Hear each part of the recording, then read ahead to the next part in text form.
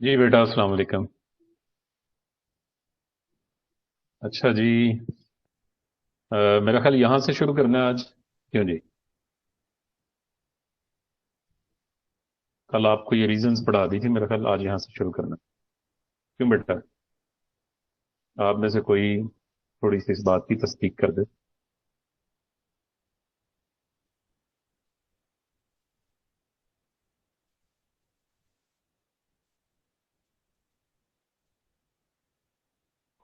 جی سر ادھر سے ہی ہے۔ جی ٹھیک ہے۔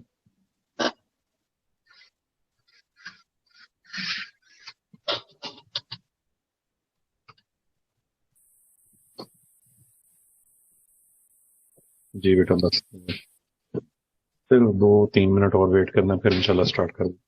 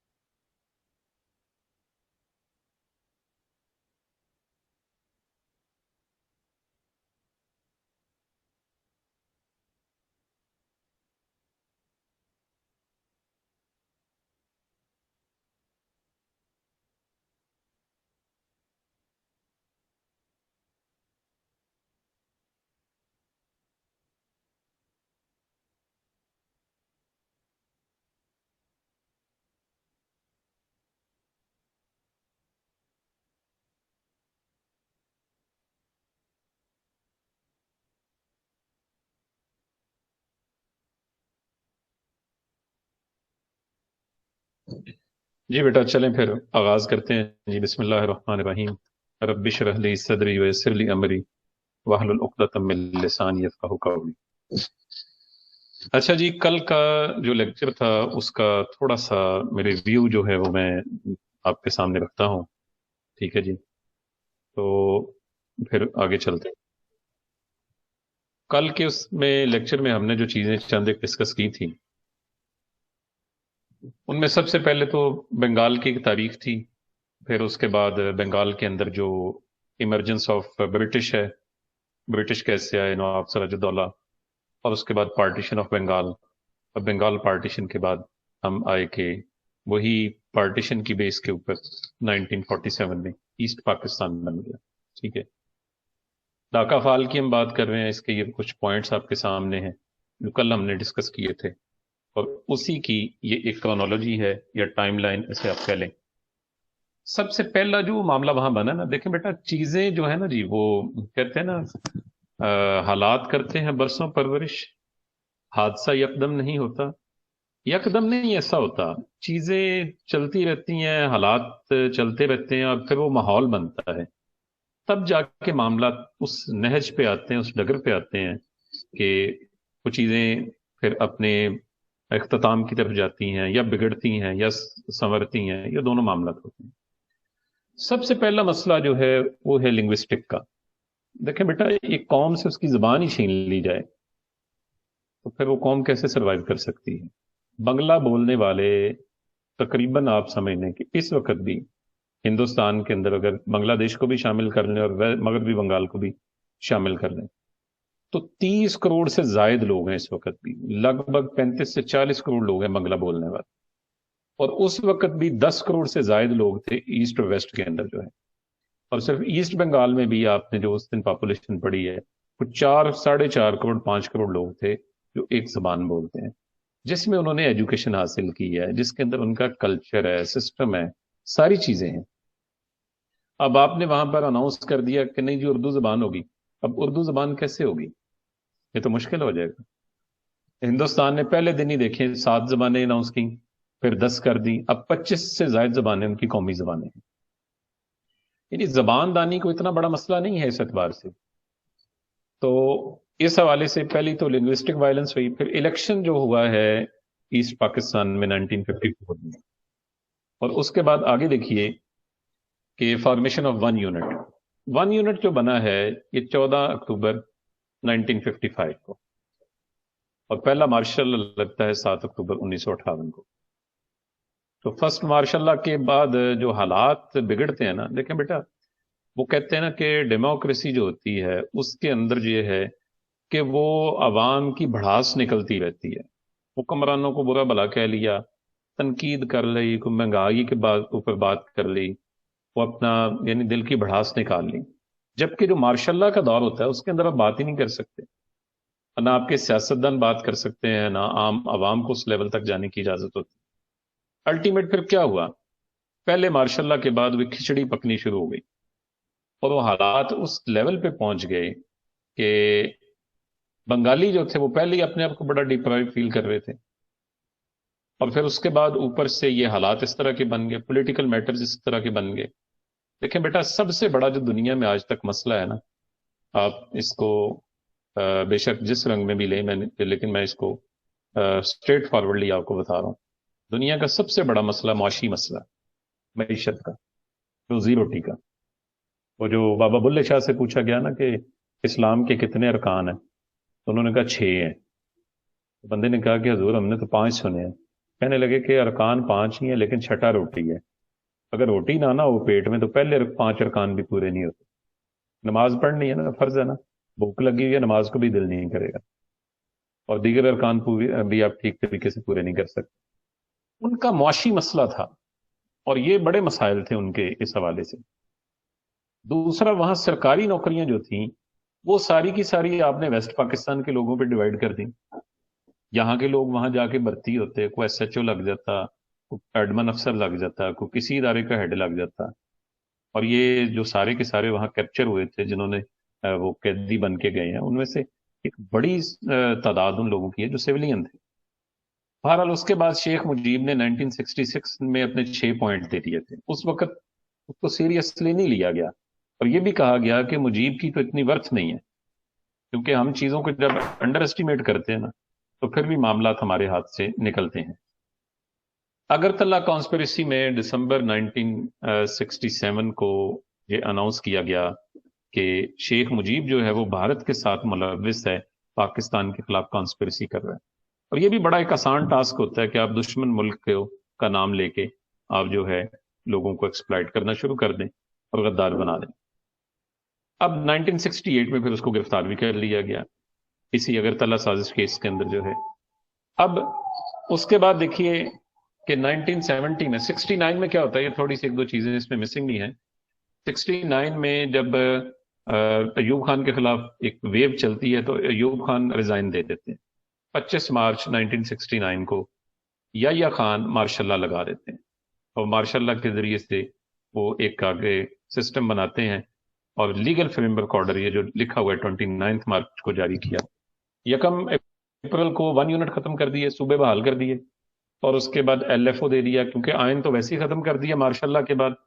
लीगल फ्रेमवर्क ऑर्डर दिया कि इसके तहत इलेक्शन होगा, जो नई गवर्नमेंट आएगी वो फिर आके इलेक्शन करवाए।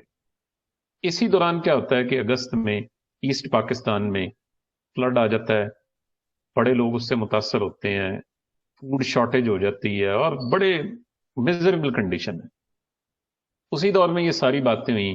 शेख मुजीब ने कहा कि जी सारा पैसा ये वेस्ट पाकिस्तान में चला गया है, इस्लामाबाद की सड़कों से पटसन की खुशबू आती है, और जनाब सब वो खा गए हैं, हमें खा गए हैं, हमारी हमारा रेवेन्यू यहाँ का वो खा गए हैं। इस तरह की बातें सारी की सारी होने लग गई। और फिर उसी दौरान जब इलेक्शन हुआ दिसंबर में, जनरल इलेक्शन, तो जाहिर है वो लोग तो पहले ही तैयार बैठे हुए थे।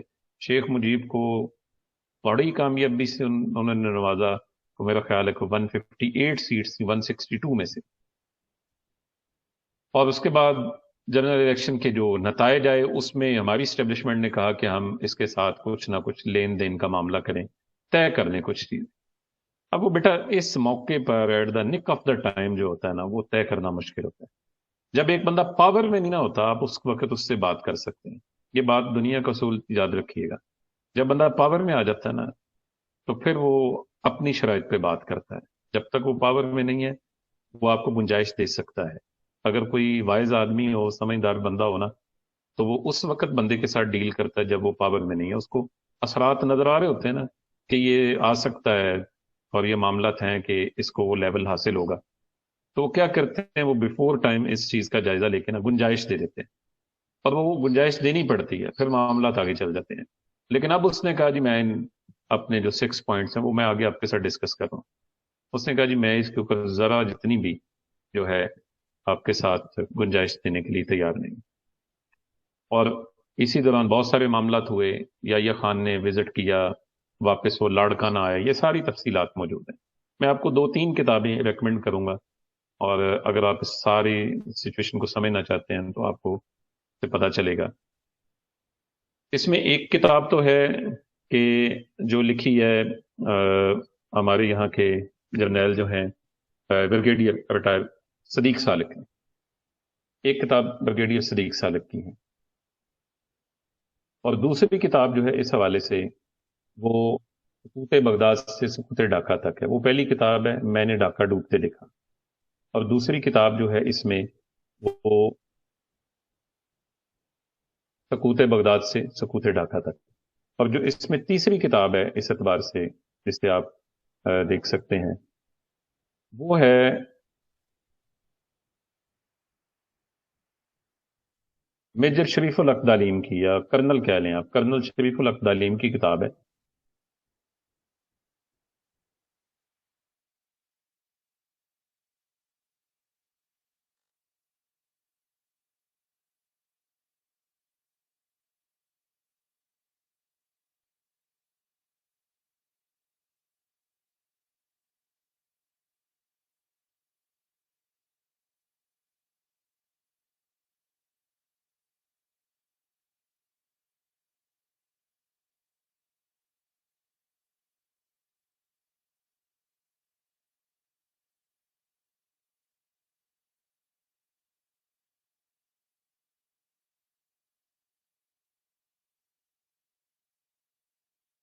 جی بیٹا 1 منٹ ذرا ویٹ کیجیے گا.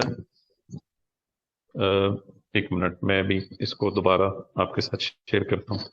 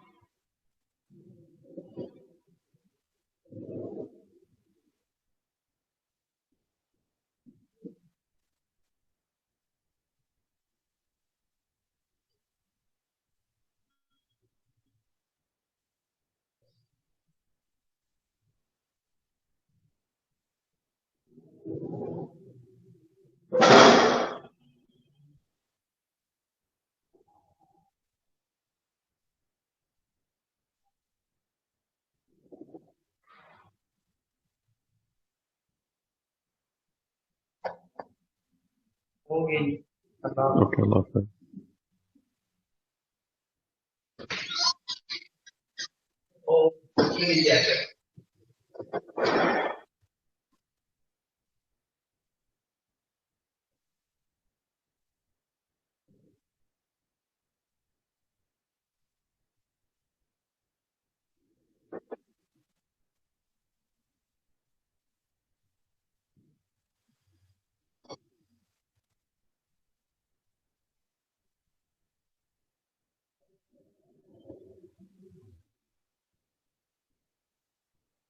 یہ بیٹا دیکھیے گا اسکرین شیئر ہو رہی ہے, مجھے بتا دیں بس.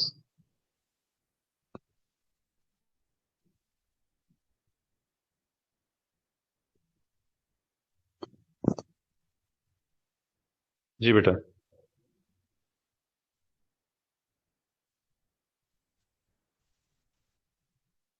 اچھا جی. اچھا جی, اس کے بعد فلڈ کے بعد میں بات کر رہا تھا جنرل الیکشن کی. اس کے اندر اوور ویلمنگ میجورٹی جو ہے وہ مل جاتی ہے اس وقت شیخ مجیب الرحمان کو. ٹھیک ہے. اور شیخ مجیب جو ہیں وہ پھر اپنی شرائط پہ, جیسے کہ میں آپ کے ساتھ بات کر رہا تھا, وہ چاہتے ہیں کہ اس کو میں خود سے اس کو جو معاملات ہیں, جو میرے 6 پوائنٹس ہیں, اس کے اوپر میں کمپرومائز نہ کروں ان کے ساتھ. ٹھیک ہے. اب آگے دیکھیے گا کہ ٹکا خان کو بھیجا جاتا ہے وہاں معاملات کو سلجھانے کے لیے. ایسٹرن ونگ کے وہ انچارج ہیں, لیکن ٹکا خان سے معاملات نہیں سمجھ رہے, سنبھل رہے, کیونکہ دیکھیں بیٹا انہوں نے مور دین 95% ووٹ دیے ہیں, ایک کاز کے لیے ووٹ دیے ہیں. اب آپ دھونس اور دھاندلی کے ساتھ یا دھکے سے یا بندوق کے زور پر کیسے ہو سکتا ہے کہ آپ ان کے ساتھ بات کر لیں؟ آپ کہیں نہیں ہم یہ کر دیں گے وہ کر دیں گے. ایسا نہیں ہوتا, مہذب دنیا میں بھی ایسا نہیں ہوتا, اور کسی ایسی سوسائٹی میں جہاں آپ کے پاس جتنی مرضی کیوں نہ پاور ہو, وہاں بھی آپ ایسا نہیں کر سکتے. ایک خاص وقت تک کر سکتے ہیں, اس کے بعد نہیں ہو سکتا. تو بہرحال یہ معاملہ جو ہے اس طرح سے چلا آگے, اور اس کے دوران ہی یہ معاملہ بنا, کیونکہ پھر وہ کانسپریسی کے اندر انڈیا بھی انوالو ہو گیا. رشیا نے بھی انڈیا کو تھپکی دے دی کہ ٹھیک ہے جی ہم آپ کے ساتھ ہیں.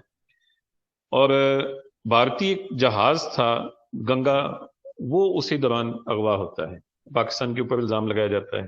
یعنی پورا ایک نا ریزنز کریٹ کی جا رہی ہیں تاکہ انوالومنٹ کی جا سکے. انڈیا پاکستان وار شروع ہو جاتی ہے اسی دوران, اور جو ہے ہم دیکھتے ہیں کہ چیزیں سیٹل نہیں ہو رہی, دن بہ دن ہاتھ سے نکل رہی ہیں. عالمی سطح پہ جو ماحول بن رہا ہے, صرف چائنا ہمارے ساتھ کھڑا ہے. امریکہ نے بھی کہہ دیا کہ ٹھیک ہے جی ہم اس کے اندر جو ہے اپنے معاملات کو دیکھتے ہوئے آگے بڑھیں گے. رشیا جو ہے وہ پورا سپورٹ کر رہا ہے انڈیا کو. اب اس میں آگے دیکھیے گا کہ ہندوستان جو ہے اس سے فل فائدہ اٹھا رہا ہے, اور الٹیمیٹ کیا ہے کہ جب معاملات اس لیول پہ جاتے ہیں تو سوائے سرنڈر کرنے کے کوئی اور چیز باقی نہیں رہتی. ٹھیک ہے, ہمارے بعض لوگ کہتے ہیں نہیں جی لڑنا چاہیے تھا, ہم آخری گولی تک. جہاں تک یہ بات ہے, جب تک عوام کی حمایت آپ کو حاصل نہ ہو آپ کوئی جنگ نہیں جیت سکتے. آپ دیکھ لیں, آپ کے سامنے دو مثالیں ہیں. افغانستان کی. 10 سال رشیا رہا, 2001 آ گیا, 20 سال ہو گئے امریکہ کو. آخر کیا ہوا؟ مقامی لوگوں سے معاہدہ کر کے وہاں سے نکلنا پڑ رہا ہے. ایک ذلت امیز شکست ہے, عبرت انگیز شکست ہے وہاں سے, اور اس کو وہ امن معاہدے کا نام دے رہے ہیں. آخر کار کیا ہوا؟ اس کو چھوڑ کے وہاں سے نکلنا پڑا ہے. شملہ معاہدہ ہوتا ہے, 16 دسمبر کو ہم سرنڈر کر دیتے ہیں. 93,000 کے لگ بھگ 90,000 پلس لوگ سویلین بھی فوجی بھی کیپچر ہو جاتے ہیں, انڈیا کی جیلوں میں چلے جاتے ہیں. بعد میں ان کے ساتھ معاہدہ ہوتا ہے شملہ معاہدہ, جس کے تحت وہ قیدیوں کی واپسی ہوتی ہے. بھٹو صاحب جاتے ہیں. شیخ مجیب کے جو 6 پوائنٹ ہیں نا, وہ میں آپ کے سامنے رکھ رہا ہوں, ذرا انہیں دیکھیے. سب سے پہلا پوائنٹ ہے, the government be federal and parliamentary in nature, its member to be elected with legislative representation on the basis of population.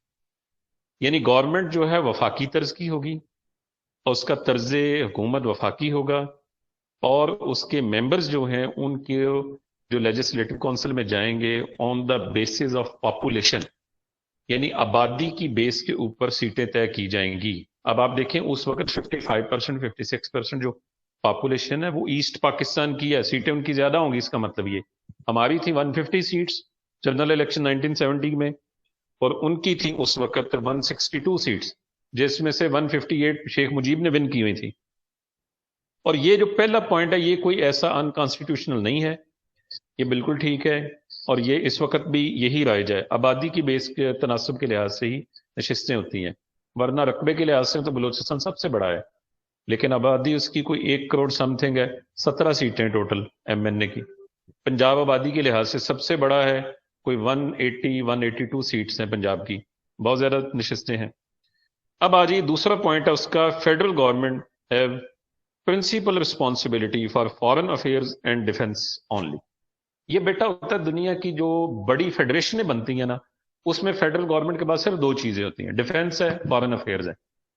یعنی کوئی بھی علاقہ اس کو اٹانومی مکمل ہے, وہ اپنا باہر سفارت خانہ نہیں کھول سکتا, اپنی فوج نہیں بنا سکتا. اچھا, تیسرا point, each wing have its own currency and freely convertible currencies for 2 wings. ہر ونگ کی یعنی ایسٹ اور ویسٹ پاکستان کی اپنی اپنی کرنسی ہوگی, لیکن وہ کنورٹیبل ہوگی, اس میں کوئی کسی قسم کی ہلو حجت نہیں ہوگی. ہاں یہ بات غلط تھی اس اعتبار سے, اس کے اوپر وہ سنا ہے گنجائش پیدا ہو سکتی تھی, اور وہ شاید کسی لیول تک اگر اس کو کوئی ہینڈسم آفر کی جاتی کہ جناب آئیں پرائم منسٹر بنے اور یہ 1-2 باتیں اس کے اوپر نیگوشیٹ کر لیں, تو وہ کر لیتا, لیکن اس کے لیے کوئی گنجائش ہی نہیں چھوڑی گئی اس اعتبار سے. چوتھا پوائنٹ ہے, taxation would occur at provincial level. The federal government will receive a share to meet its financial obligation. آپ 18ویں ترمیم پڑھ کے دیکھ لیں, اس میں ہم نے کیا کیا ہے, یہی کیا نا, جو فائنینشیل میٹرز ہیں صوبوں کو مکمل اٹانومی دے دی ہے, یہی اس وقت مانگی جا رہی تھی. اس کے بعد each federal unit could control its own earning of foreign exchange.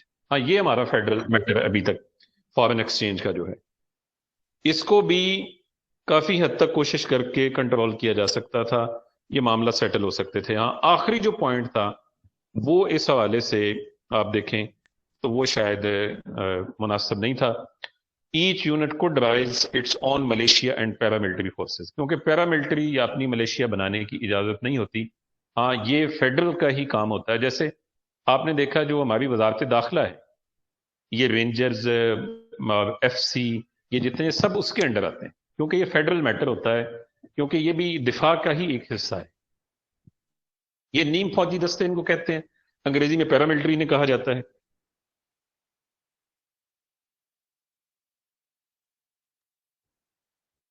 یہ وہ 6 پوائنٹ تھے جی شیخ مجیب کے, جس کی بیس نے ایکشن, جب اس کے لیے گنجائش نہیں چھوڑی گئی, ادھر تم ادھر ہم والی باتیں ہوئیں, دیگر معاملات ہوئے الٹیمیٹ, تو پھر کیا ہوا جی, پھر یہ ساری چیزیں تو ہونی تھی اس حوالے سے. اب آجیے تھوڑا سا جو کریکٹرز اس کے اندر انوالو ہیں ڈاکا فال کے اندر جو ہے. جی بیٹا 1 منٹ.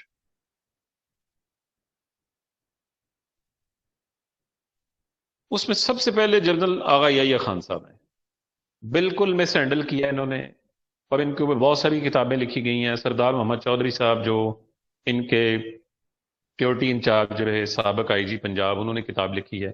نان سیریس آدمی تھے, اور ان کے آپ سمجھ لیں کہ موٹیوز ہی کچھ اور تھے, جنہیں میرا خیال ڈسکس نہیں کیا جا سکتا.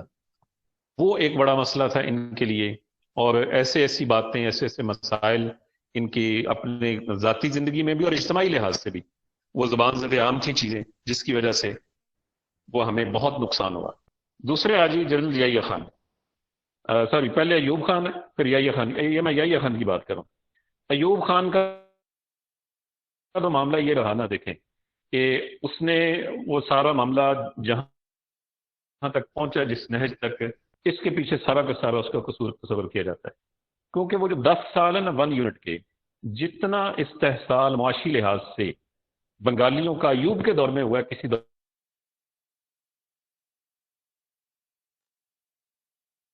میں نہیں ہوا۔ ہمیں تو یہی پڑھایا گیا نا، ہمیں یہ بچوں کو بتایا کہ جی ایوب کے دور میں بڑی سکی ہوئی ہے، ڈیم لگے ہیں، لیکن آپ دیکھیں ویسٹ ونگ کے اندر ہو سکتا ہے یہ ساری چیزیں ہوئی ہیں، ٹھیک ہے، لیکن ایسٹ ونگ جو ہے اس کو ٹوٹلی نگلیکٹ کیا گیا۔ اور اسی وجہ سے دیکھیں، میں نے آپ سے پہلے بتایا نا کہ معاشی مسائل جو ہوتے ہیں نا وہ سب سے اوپر ہوتے ہیں۔ انقلاب فرانس پڑھ کے دیکھ لیں، وہ جو باہر محل کے شور تھا، اور آ کے وہ ملکہ پوچھتی ہے اپنے وہ سپاہی سے، دربان سے، کہ یہ لوگ کیوں شور کر رہے ہیں؟ وہ کہتا ہے ملکہ علی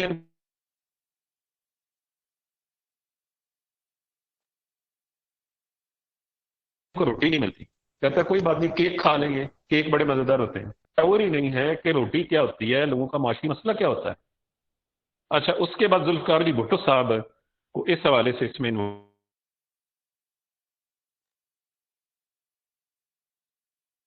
کیا جاتا ہے، گو کہ ان کا اس طرح سے ڈائریکٹلی انوالومنٹ اس میں نہیں ہے، کیوں سے جو ہے چھوڑ دیا تھا اس وقت، ساری چیزوں سے پیچھے ہٹ گئے تھے۔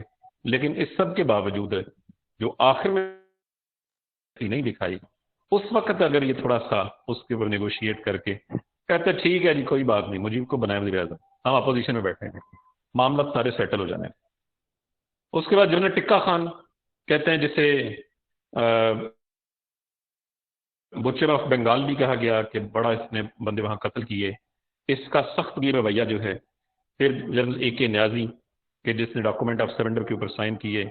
جنرل جگجیت سنگھ اروڑا، وہ سکھ جرنیل کہ جو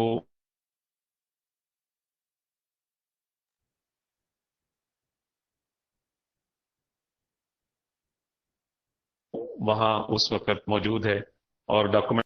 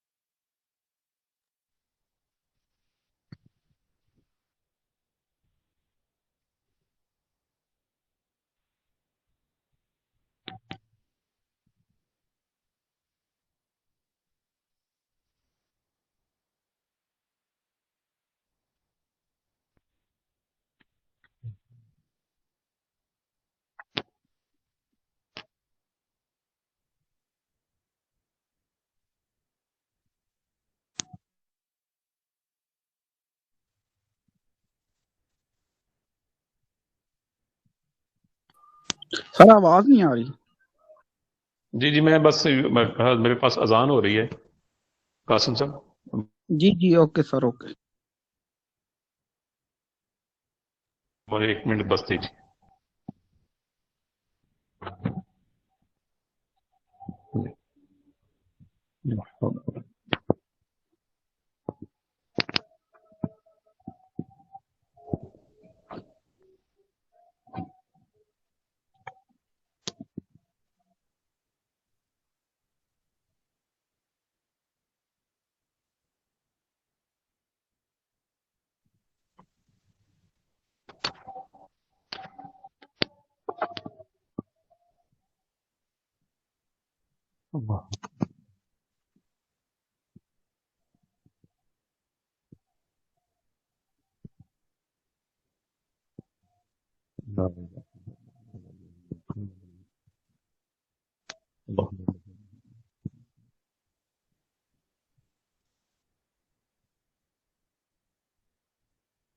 جی اس کے بعد اندرا گاندھی ہیں جی. اندرا گاندھی نے اس ساری کانسپریسی کے اندر پوری انوالومنٹ سارا کچھ کیا اور بنگالیوں کو پورے طریقے سے ایکسپلائٹ کیا. مغربی بنگال میں مکتی باہنی کے لوگ جو کہ بنگالی فریڈم فائٹر سمجھ لیں ان کے کیمپ لگائے گئے. انڈین ریٹائرڈ آرمی آفیسرز نے ان کو جو ہے ٹریننگ دی. پھر ان کی شیڈو گورنمنٹ جو ہے ان کے دفاتر وہاں بنائے گئے. پورا ایک نظام بنایا گیا اس لحاظ سے. اندرا گاندھی اس کے اندر پوری انوالو تھی اس اعتبار سے. اور آگے دیکھیے گا آفٹر وار جو ایفیکٹس ہیں، میں اس کا ایک جو ڈیوائن پہلو ہے وہ آپ کو بھی بتاتا ہوں. ایک تو یہ کہ we practically lost 55% of our country. جو ہمارا بڑا حصہ تھا جو پاپولیشن کا وہ ہم نے لوز کیا. 90% Pakistani military and civil personnels were imprisoned. یہ جیلوں میں چلے گئے ہندوستان کی. اور new stories of tyranny over Bengalis were written. Tyranny کہا جاتا ہے جی ظلم کو، ظلم کی داستانیں لکھی گئیں سفاکیت کی. Zulfiqar Ali Bhutto came to power in remaining Pakistan. اور commission under the supervision of chief justice of Pakistan justice Hamood ur Rahman was formed to investigate the factors involved in fall of Dhaka but its report never published. لیکن 2000 میں وہ پبلش ہوئی. اب تو باقاعدہ کتاب چھپ چکی ہے. کہتے ہیں جی کہ وہ ایک ٹیکسٹ بک ہے جی، بہت بڑا ڈاکومنٹ ہے. جو فیکٹس اس میں لکھے گئے ہیں وہ ہمارے نصاب میں شامل ہونے چاہیے، ہمارے سول بیوروکریسی کے نصاب میں بھی اور ہماری جو ملٹری بیوروکریسی ہے اس کے نصاب میں بھی اس کو شامل ہونا چاہیے. اس کو پڑھایا جانا چاہیے کہ وہ کون سی ایسی ریزنز تھیں جس کی بیس پہ سب کچھ ہوا. اس کے بعد there was a huge wave of disappointment and tension among Pakistani. ظاہر ملک کا ایک حصہ الگ ہو گیا، پاکستانی بڑے ٹینشن میں تھے اور یہاں رائٹس بھی ہوئے، بہت ساری جگہوں پر لڑائیاں جھگڑے بھی ہوئے. اور 2 جولائی کو جو ہے شملہ معاہدہ جو ہے وہ سائن ہوتا ہے. اس کے بعد پھر آئین بنتا ہے، 73 کا آئین آ جاتا ہے. پھر چلو ایک نئی جان پڑتی ہے. لیکن اس کے بعد کیا ہوتا ہے؟ پھر مارشل لا، پھر وہی نظام. اچھا جی ریکمنڈیشن کیا تھی؟ میں تھوڑا سا اس کو میں وائنڈ اپ کر رہا ہوں تو پھر اس کے بعد آپ کی کوشچن بھی لیتا ہوں. Martial law proceedings against 6 military persons. اس میں آغا یحییٰ خان، جنرل عبدالحمید اور general S G M Pirzada, major general Ghulam Umar, یہ وہ اسد عمر اور زبیر عمر کے والد ہیں. لیفٹیننٹ جنرل گل حسن اور میجر جنرل مٹھا، یہ 6 لوگ تھے. ان کے خلاف مارشل لا کی پروسیڈنگز ہوئیں، لیکن کسی کی پینشن نہیں بند ہوئی، کسی کی مراعات نہیں بند ہوئی، سب کو ویسے ہی ہر چیز ملی. اس کے بعد ٹائم لائن اگر ہم اس کی دیکھیں تو آپ کو پتہ چلتا ہے شیخ مجیب جو تھا بنگلہ دیش کی ٹائم لائن جب ہم دیکھتے ہیں 71 سے لے کے آج تک، شیخ مجیب الرحمان پرائم منسٹر بن گئے. 22 فروری 1974 کو پاکستان نے اس کو ایکسیپٹ کر لیا. آپ ایک تصویر دیکھیں گے، شیخ مجیب سیکنڈ اسلامک سمٹ میں پاکستان آئے اور پاکستان میں ان کو جو ریسیو کیا ہے نا، دیکھیں قدرت کا نظام. ذوالفقار علی بھٹو صاحب اس کو ریسیو کر رہے ہیں اور ساتھ میں جنرل ٹکا خان کھڑے ہیں جو اس وقت چیف آف آرمی اسٹاف. اور آپ اندازہ کیجئے اس اعتبار سے یہ قسمت کا کھیل ہے. اور میں جو ڈیوائن جسٹس کی بات آپ کے ساتھ کر رہا تھا نا، وہ پتہ کیا، دیکھیں بے گناہ بنگالی مرے ہیں اس سیاست کی نظر ہوئے ہیں اور اس میں ان کا خون بہا ہے. انسان گئے ہیں دنیا سے، قیمتی جانیں ان کی گئی ہیں. اللہ تعالیٰ نے کیا دکھایا پھر؟ نہ ہی بھٹو کے خاندان میں اور نہ ہی شیخ مجیب کے خاندان میں. آج تک دیکھ لیں جتنے لوگ مرے ہیں زیادہ تر وہ غیر طبعی موت مرے. گاندھی کے خاندان میں، تینوں خاندان. اندرا گاندھی مرڈر ہوا خالصتاً تحریک میں سن 1984 میں. ایک سکھ اس کے اپنے گارڈ نے اس کو قتل کر دیا. پھر راجیو گاندھی اس کا بیٹا تامل ناڈو کے گیا ہوا تھا، وہاں ایک تامل خاتون نے جسم کے ساتھ بم باندھ کے اس کو اڑا دیا خودکش بمباری میں.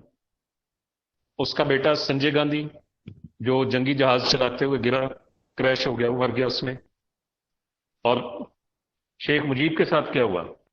شیخ مجیب کی پوری فیملی کو جونیئر آفیسرز نے، اس کی میں آخر میں آپ کو جونیئر آفیسر کی تصویریں دکھا رہا ہوں، جونیئر آفیسرز کو نے وہاں ریڈ کیا اس کے گھر پہ شیخ مجیب کو، اس کی بیوی کو، اس کے بیٹوں کو، پوتے پوتیوں کو، چھوٹے بچوں کو بھی نہیں چھوڑا، سارے قتل کر دیے۔ یہ اس وقت موجودہ پرائم منسٹر جو ہے شیخ حسینہ واجد، اور اس کی بہن ہے ریحانہ واجد، یہ دونوں اس وقت باہر تھیں پڑھائی کے سلسلے میں، فارن میں تھی، جس کی وجہ سے یہ حسینہ واجد بچ گئی۔ اب آ جائیے جو ہے بھٹو خاندان کے اوپر۔ ذوالفقار علی بھٹو ایک غلط مقدمے میں، جس کی کوئی جوڈیشل جو ہے آپ کو پریسیڈنٹ نہیں ملتی، اس میں اس کو پھانسی دی گئی۔ پھر آ جائیے آپ شاہ نواز بھٹو، لندن میں، پیرس میں ایک ہوٹل کے اندر مردہ حالت میں پایا گیا، کہتے ہیں اس کو زہر دیا گیا تھا۔ اور اس کے بعد آپ دیکھیں بے نظیر بھٹو کیسے قتل ہوں، یہ آپ کے سامنے ہے۔ اور مرتضیٰ بھٹو، جب بے نظیر بھٹو خود وزیر اعظم تھی، دیکھیں ظلم، بہن وزیر اعظم ہے ملک کی، اور بھائی جو ہے کراچی کی سڑک پہ، سندھ میں اپنی حکومت ہے، اپنی حکومت کے دوران اپنے صوبے کی پولیس اس کو گولیاں مار کے مار دیتی ہے۔ تو یعنی کوئی ان کی طبعی موت نہیں کسی کی آئی، تینوں خاندانوں کی۔ دیکھ لیں، اسے کہتے ہیں ڈیوائن جسٹس، اس لیے کہتے ہیں اللہ تعالیٰ سے ڈرنا چاہیے، ظلم نہیں کرنا چاہیے کسی پہ۔ آپ کے ہاتھ میں پاور ہے، ٹھیک ہے، وہ عارضی چیز ہے، اور پاور کے اندر آ کے آپ ظلم کرتے ہیں تو یہ اللہ تعالیٰ کے ہاں اس کی معافی نہیں ہے۔ اچھا جی، اس کے بعد دیکھیے گا، یہ ہے چھ ایکیوزڈ اس کے شیخ مجیب کے مرڈر کے۔ یہ میں تھوڑا سا زوم کر رہا ہوں اس کو۔ ایک لیفٹیننٹ کرنل ہے کھنڈکر عبد الرشید، اور دوسرے یہ لیفٹیننٹ جنرل شریف الحق دالیم۔ ان کی کتاب ہے انٹولڈ فیکٹ، ان کہی داستان، جو ان کا ورژن ہے اس نے دیا اس میں، اور اس نے لکھا ہے کہ ہم کیسے انڈین کے ہاتھوں میں کھیلے ہیں، کس طرح انڈین نے ہمیں یوز کیا ہے ہمارے ملک کے خلاف۔ اس کو بھی اس کا اردو ترجمہ شائع ہوا ہے، میں نے وہ کتاب پڑھی ہے 2 سال پہلے، اور ترجمہ شائع ہوا ہے ان کہی داستان، پاکستان سے بنگلہ دیش، یہ اردو اس کا ترجمہ ہے، انگریزی میں PDF میں موجود ہے انٹولڈ فیکٹ کے نام سے۔ اس کے بعد لیفٹیننٹ کرنل ہیں SHMB نور چودھری، اور اس کے بعد ہیں یہ lieutenant colonel AM Rashid Chowdhury, captain Abdul Majid, اور سالدار مصلح الدین خان۔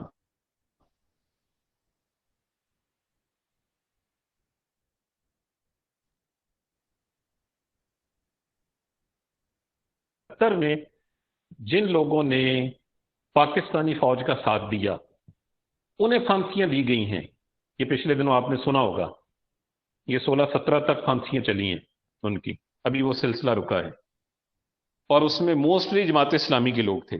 یہ ساری کی ساری اس کے حوالے سے، کیونکہ ڈیورنگ کمپین اس نے کہا تھا کہ میں ان کو نہیں چھوڑوں گی۔ اور یہ جتنے 6 کے 6 اوپر آپ کو تصویریں نظر آ رہی ہیں، یہ انٹرپول کے ذریعے سے مطلوب ہے، اور یہ سب بھاگے ہوئے ہیں، پتہ نہیں کہاں کہاں ہیں۔ اور 1971 کے حوالے سے البدر اور الشمس، یہ 2 تنظیمیں تھیں، یہ جماعت اسلامی کی تھیں، جس طرح اسلامی جمعیت طلبہ ہے یہاں پر، انہوں نے پاکستانی فوج کا ساتھ دیا تھا۔ اور اب ان کے لوگ جو تھے وہ تو بوڑھے ہو چکے تھے، بڑی بڑی عمریں ان کی ہو چکی تھیں، ان کو پھانسیاں دی گئی ہیں۔ یہ دیکھیے گا جو ورڈکٹ آیا ہے، ایکیوزڈ اینڈ ورڈکٹس بائی ICT یا انٹرنیشنل کرائم ٹریبیونل بنگلہ دیش۔ ابوالکلام آزاد، یہ بنگالی ہیں، اور ان کو جنوری 2013 میں ان کو ایز اے سسپیکٹ گرفتار کیا گیا، ٹرائل کیا گیا، اور اس کے بعد sentenced to hang till death by hanging. اور اس کے بعد یہ دیکھیے گا ایک شخصیت ہے عبد القادر ملا، ان کا بڑا شور پڑا تھا، یہ جماعت اسلامی سے تھے، اور ان کا ایک خط جو انہوں نے اپنی بیوی کے نام لکھا تھا وہ بڑا وائرل ہوا۔ اس خط میں یہ لکھتے ہیں، بتاتے ہیں کہ میں آج بھی اپنے 71 والے اس موقف پہ قائم ہوں، اور وفا کے لیے، دیکھیں وفا کی بہت بڑی یہ داستان ہے کہ میں اپنی جان دے رہا ہوں۔ عبد القادر ملا، ان کو جو ہے اس وقت 5 فروری 2013 کو ان کو پھانسی دی گئی۔ پھر 3 مارچ کو دلاور حسین شہیدی کو لائف امپریزنمنٹ دی گئی، یہ آپ کے سامنے ہے۔ اور اس کے بعد محمد قمر الزمان ہیں، ان کو بھی پھانسی دی گئی، 11 اپریل 2015 کو ایگزیکیوٹ کیا گیا۔ اور یہ غلام اعظم صاحب ہیں، دیکھیں کتنی بزرگ شخصیت ہیں، ان کو پکڑا گیا، جیل میں ڈالا گیا، اور ڈیورنگ کسٹڈی ملٹیپل ان کو ڈیزیزز تھیں، ان کے پرابلم تھے، یہ کسٹڈی کے دوران جیل میں ہی فوت ہو گئے۔ علی احسن محمد مجاہد کو ایگزیکیوٹ کیا گیا 22 نومبر 2015 کو، اور یہ بھی جماعت اسلامی سے ان کا تعلق تھا۔ اور آخر میں یہ صلاح الدین قادر چودھری ہیں، ان کو ایگزیکیوٹ کیا گیا ہے نومبر 2015 میں، اور یہ فرید پراچا صاحب ہیں جماعت اسلامی کے، انہوں نے اس کے اوپر بیان دیا تھا کہ جناب صلاح الدین قادر تو اس وقت ہمارے ساتھ یہاں لاہور میں تھا جب وہ سارے معاملات ہو رہے تھے، وہ اس وقت پنجاب یونیورسٹی میں تھا اس وقت۔ اور آخر میں مطیع الرحمان نظامی، یہ دیکھیے 80 سال سے زائد عمر ان کی، اور 11 مئی کو انہیں جو ہے وہاں پر پھانسی دی گئی، ایگزیکیوٹ کیا گیا۔ تو یہ آج تک کی ان کی داستان ہے جی اس حوالے سے۔ اور ابھی اس حوالے سے ہم دیکھتے ہیں کہ چلے معاشی لحاظ سے تو کچھ وہاں پر بہتری آ گئی ہے، لیکن وہی معاملات چل رہے ہیں۔ شیخ حسینہ واجد آپ سمجھ لیں کہ ایک قسم کا سویلین ڈکٹیٹرشپ کا وہاں وہ رول پلے کر رہی ہے، اور ان کی ملٹری اسٹیبلشمنٹ کی اسے پوری کی پوری حمایت حاصل ہے۔ ٹھیک ہے بیٹا، یہ پریزنٹیشن بھی میں نے شاید آپ کے ساتھ شیئر کر دی تھی، تو اگر آپ میں نے ڈاکہ ڈوبتے دیکھا ہے کتاب وہ پڑھنا چاہتے ہیں پڑھ سکتے ہیں مزید معلومات کے لیے، سقوط بغداد سے سقوط ڈھاکہ تک، اور یہ شریف الاقدالین کی کتاب ہے ان کہی داستان۔ جی کوئی کویسچن ہو آپ پوچھیں۔